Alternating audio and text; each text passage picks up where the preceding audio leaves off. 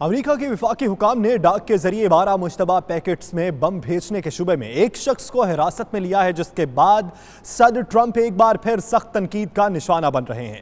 کانگریس کے ڈیموکریٹ رہنماؤں کا کہنا ہے کہ صدر ٹرمپ مسلسل اپنے الفاظ اور افعال سے امریکیوں کے مابین تقسیم پیدا کرتے آئے ہیں اور حالیہ واقعات اسی تقسیم کا نتیجہ ہے۔ مزید تفصیلات جانتے ہیں واشنگٹن سے خرم شہزاد کی اس رپورٹ میں۔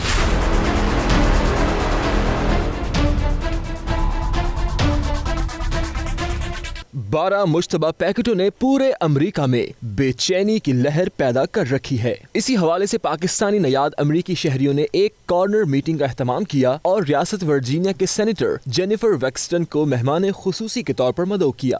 سینیٹر نے 92 نیوز سے خصوصی بات چیت کرتے ہوئے کہا کہ موجودہ حالات امریکی اقدار کے منافی ہیں اور اس کا سارا ذمہ صدر ٹرمپ پر جاتا ہے، جو امریکی اقلیتوں کو ہر جگہ پر نشانہ بنا رہے ہیں۔ It's frightening. I mean, I think the message is that they want us to be afraid. And rather than trying to unite the country and bring everybody together, Donald Trump in his typical way is tweeting and dividing us further.